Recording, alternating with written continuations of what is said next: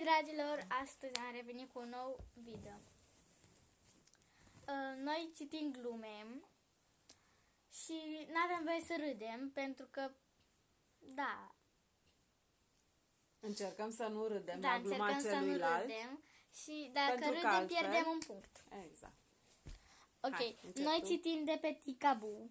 E un cont cu 99 de glume pentru copii, care cred că sunt amuzante.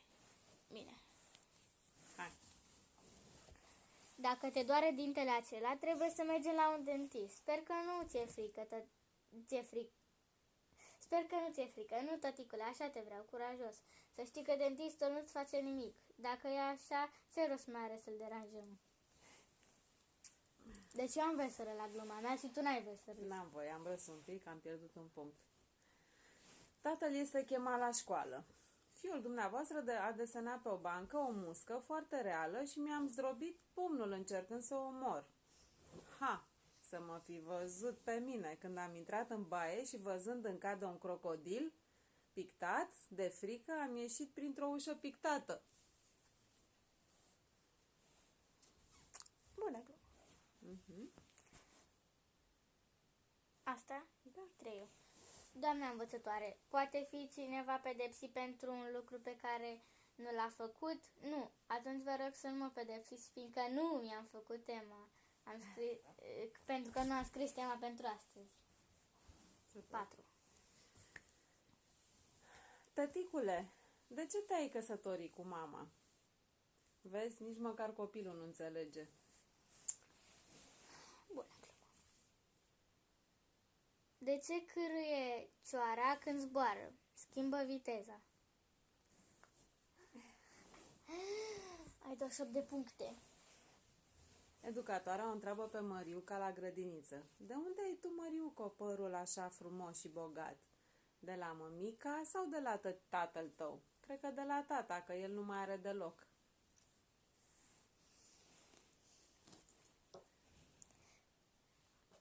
Șapte, nu? Bunicule, pe tine te-a făcut Dumnezeu? Da, draga mea, Dumnezeu m-a făcut, răspunde bunicul. Câteva minute mai târziu, fetița își întreabă din nou bunicul. Bunicule, dar pe mine tot Dumnezeu m-a făcut? Da, draga mea, răspunde bunicul. Timp de câteva minute, fetița îl studiază pe bunic, iar apoi se uită la reflexia ei în oglindă. Bunicul ei se întreabă ce-i trecea fetiței prin minte. Într-un sfârșit, fetița zice, știi ceva, bunicule? Dumnezeu face o treabă mai bună în ultimul timp. 27. Și eu 30. Învățătorul a scris în carnetul elevei. Liliana vorbește prea mult. Tatăl, semnând observația de luare la cunoștință, adaugă. Dacă ea îți cunoaște mama... Da, tu trebuie să te uiți în ochii mei ca să fie mai ha-ha-ha. Să mai fie ha-ha-ha, bine. Tatăl Chel, fetița o întreabă pe mama sa. Mamă, de ce tata e așa Chel? Deoarece are multă minte și a căzut păr, răspunde mama. Dar tu de ce ai așa de mult păr în cap? Mănâncă și taci.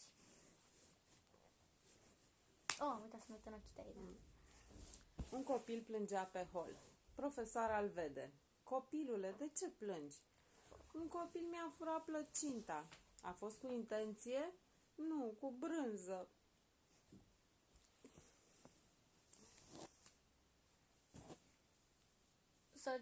Soția pleacă în delegație.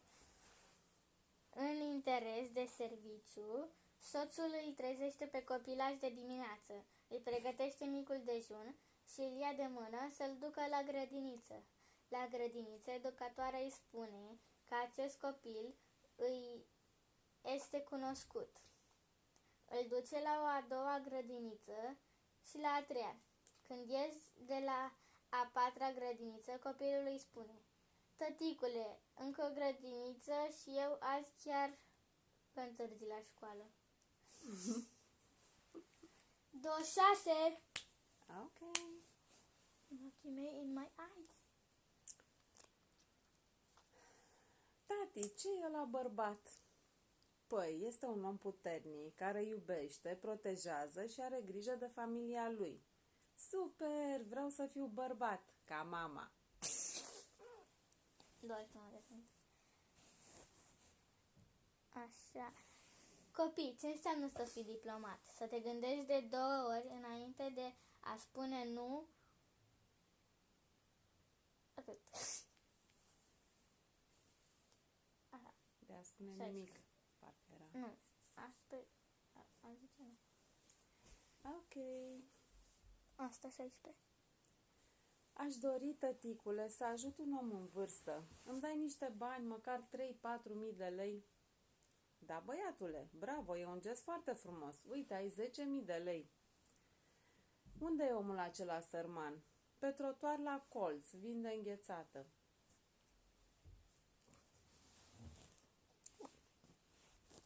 Mama intră în dormitorul lui Răducu să-l trezească pentru a pleca la școală, dar îl găsește plângând. Fiule, de ce plângi? Îl întreabă. Am visat că școala luase foc. Mama încearcă să-l consoleze. Nu mai plânge, scumpul meu, e doar un vis. Tocmai de asta plâng. 25. A fost bun bancul. De ce sunt pisicile bune la jocuri video? Habar n-am. Pentru că au 9 vieți. Tam! Bună. Cine a îndrăznit să-mi răscolească biroul în halul ăsta? Tună directorul. Așa zice. Fiul dumneavoastră, cel mic, domnule. Talentat copil, nu-i așa? Stranii, dar nu prea Nu fain. prea am înțeles. Nu, stai. Suntem la... Stai. Gata, hai că am găsit. Nu, 20. Cine e mai puternic dintr-un elefant sau un melc? Un melc, pentru că își cară toată casa în spinare, elefantul își duce doar trompa. 20. 8. Ars. De ce fermierul și-a luat o vacă maro? Pentru că voia să-și obțină lapte cu ciocolată.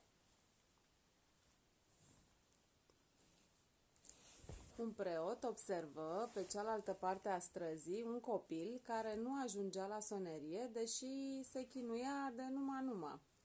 Traversează și sună el, după care se apleacă spre micuț. Și acum ce facem, puișor? Acum fugim!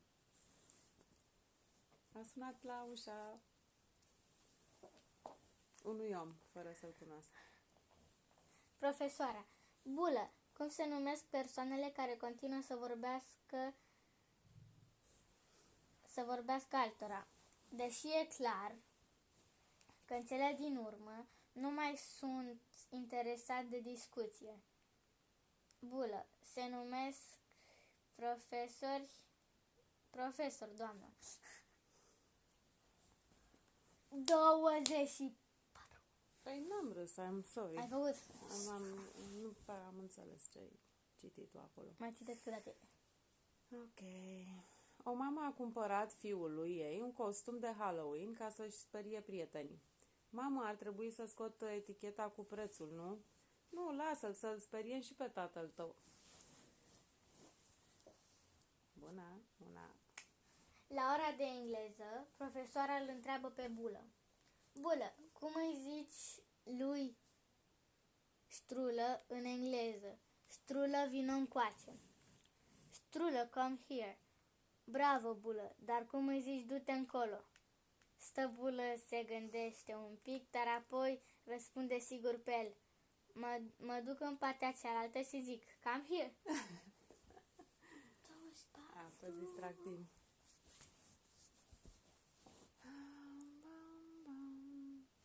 Bunico, mâine avem ședință cu părinții. Poți să ajungi?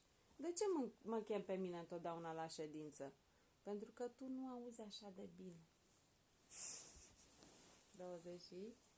6. Nu, 27. Bine. Întrebare la un post de radio. Cum pot să-mi învăț copilul cât înseamnă TVA-ul? Răspuns. Mâncându-i un sfert din înghețată. 23. Ok.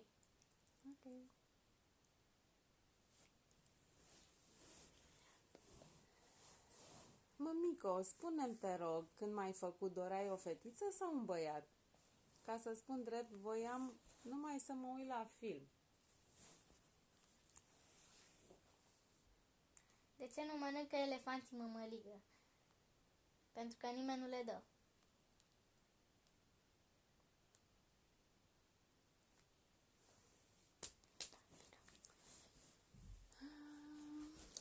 Deci filmăm de 11 minute. Păi și? Păi și e bine. Mai spune până Doamnă ajungem la mașină. învățătoare, să știți că fiul meu nu poate veni azi la școală. Dar cu cine vorbesc? Cu tatăl meu. Ai înțeles? Hai, că ți-o explic altă dată. Tată, pot să scrii pe întuneric? Hai să încercăm. Bine, tată, a stins lumina. Acum semnează-mi carnetul de note. 20. 2.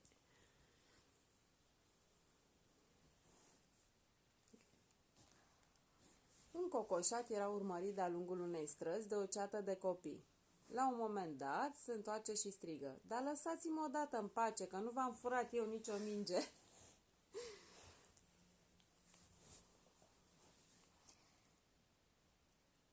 De ce spunem limba română maternă și nu limba paternă? Fiindcă mama vorbește cel mai mult acasă. 20. A fost haios.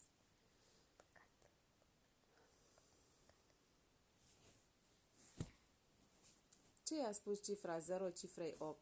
Frumoasă curea.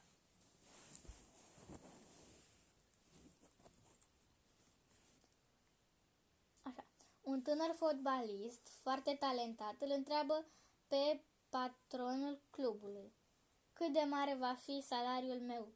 La început 10.000 de euro pe lună, iar mai târziu mai mare. Bine, atunci vin mai târziu. Panic. Bunicul și nepotul său discutau. Nepotul spune: Am pe Facebook o grămadă de prieteni pe care nu i-am întâlnit niciodată. Bunicul răspunde: Pe vremea mea îi numeam prieteni imaginari. Profesorul către elev: de ce tema ta pare scrisă de tatăl tău? Seamănă cu scrisul lui de mână. Elevul: pentru că i-am folosit stiloul.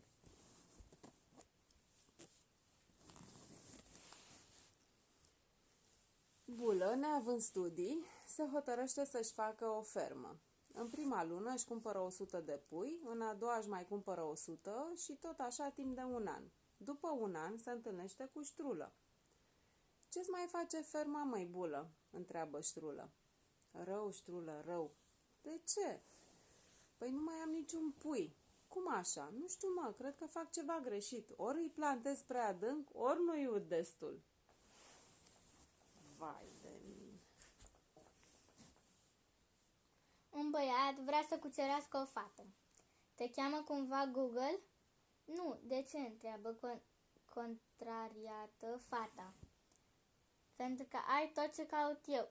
Pe tine te cheamă cumva Yahoo Answer? Nu. De ce? Întreabă contrariat băiatul. Pentru că pui întrebări proaste.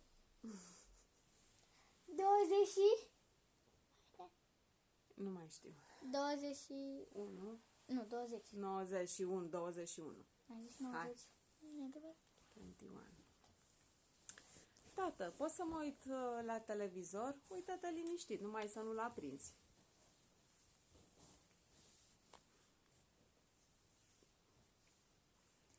Ai venit la țang, bunico, zise băiețelul, deschizând ușa. Tata spunea că numai dumneata lipseai.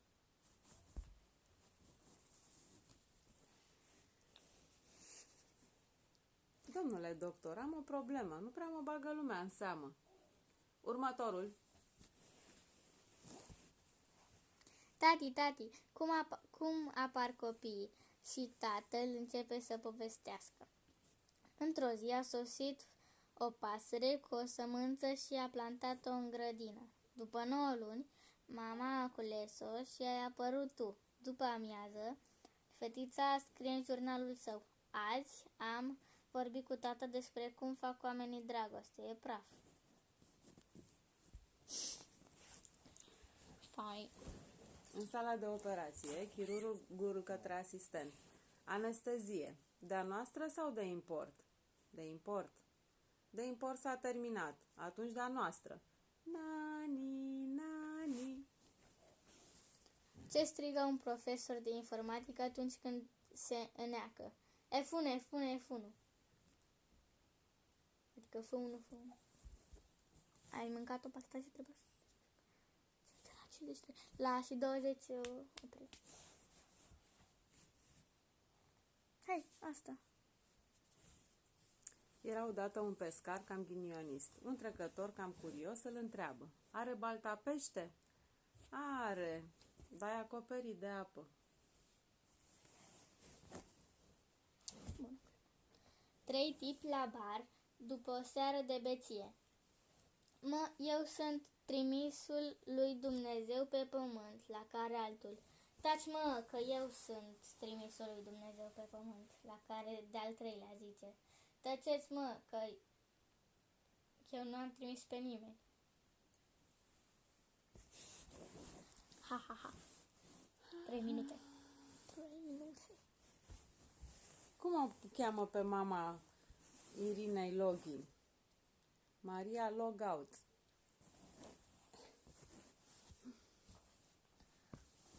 Care? Asta? Uh-huh. Un pitic intră într-o farmacie și cere aspirină. Farmacista îl întreabă: să vă împachetez? Nu, mulțumesc, o să rostogolesc. Ha, ha, ha. Asta. Nu asta. Lasă, că citesc pe asta. Nu contează. Ușa se deschide brusc și băiatul intră în casă. Bună ziua, tată! Tatăl, fără să-și ia ochii de la monitor. Pe unde ai umblat? Am fost în armată.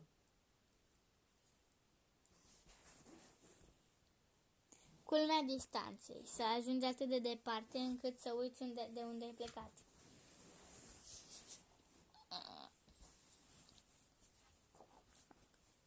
La un restaurant pescăresc. Servi și moluște? Servim pe toți clienții. Un tip, 26. da. Un tip la poarta unei case. Un câine se ridică în 2 picioare și spune: stăpânul nu e acasă. Tipul leșină de spaimă. Când își revine, îl întreabă pe câine: păi dacă ești câine, de ce nu latri? N-am vrut să vă sperii.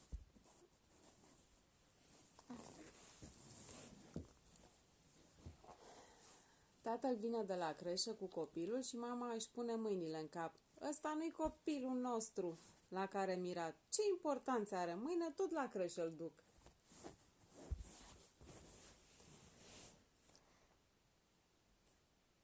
Tu ai citit-o? Culmea internetului. Să primești e-mail prin poșta română.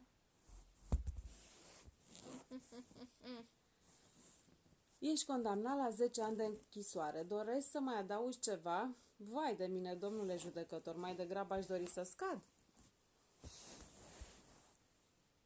25. 5. Mai râde și ea din când în când. Aurul expus în aer liber. Suferă vreo schimbare? Da, domnule profesor. Într-adevăr, și anume o schimbare de proprietar. Tu ai râs mai tare. Păi da, nu mă interesează gluma mea. Mihăiță, cum te simți la școală? Foarte bine, mami. Cum așa? La fiecare oră, doamna învățătoare mă pune să stau în alt colț al clasei. Culmea tramvaiului să-l tragă poliția pe dreapta. Grozav! Aș vrea să zbor pe lună în timpul tezelor. De ce? Acolo orice materie e de 6 ori mai ușoară. Ți-a spus tornada uraganului. Sunt cu ochiul pe tine.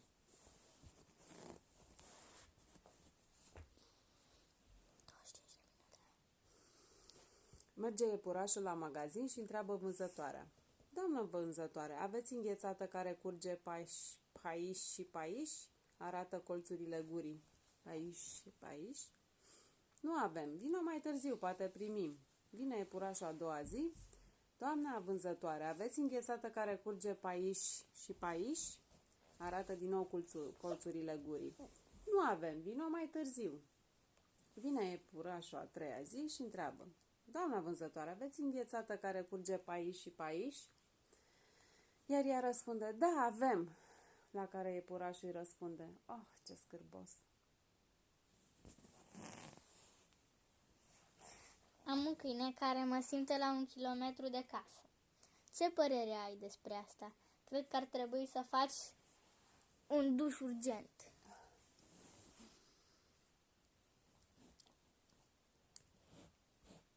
Asta. Tată, tu mi-ai povestit că odată te-au dat afară de la școală. E adevărat? Da, fiule, dar de ce mă întreb? Pentru că istoria se repetă. Cum se numește nevasta papagalului? Mamagal.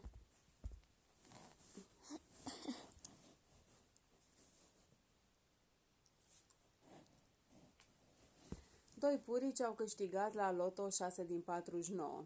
Tu ce ai de gând să faci cu banii câștigați? În primul rând, îmi cumpăr un câine numai al meu. Asta își face și eu. Da? Chiar dacă nu ești purice. Ce urcă o ia la stânga, la dreapta, coboară, dar nu se mișcă niciodată. Șoseaua. Gata? Peste 3 minute.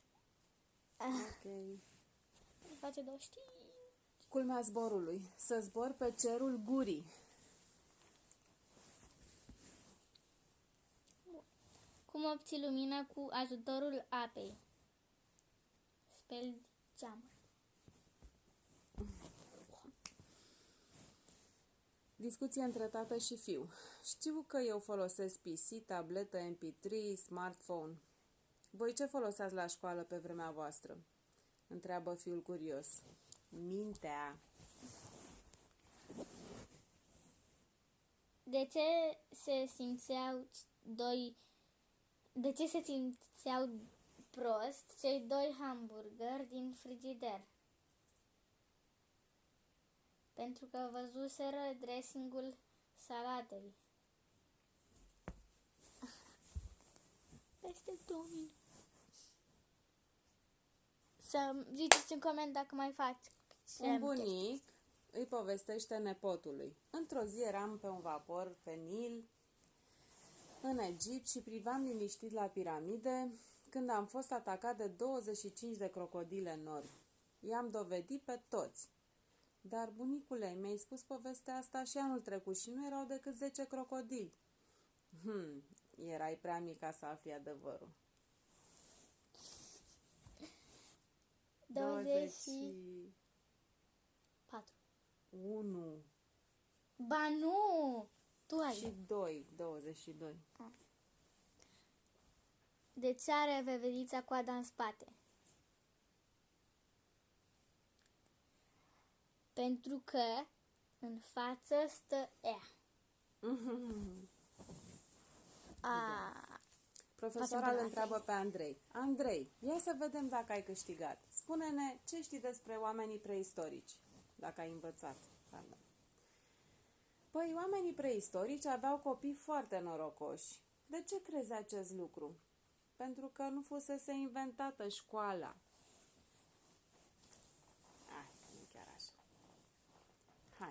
Gata, stop. Culmea geografiei. Stai, care e? Culmea geografiei. Să te joci cu cercul polar. Bine, vă Ok. pupa și data viitoare. Vă mai spunem și să-mi alte spune- glume, vi le da. citim Și să ne sper să fie spuneți distractive și pentru cu voi. cine să mai fac. Cu Ingrid, când o să mai data viitoare la asta, când o să vină. Cu Maria. Adică Maria Alexandra, spuneți ce se află în telefonul meu, că așa o găsiți. Și Ingrid Arsenie. Abonați-vă la ea și că pentru că e cea mai tare. Pa!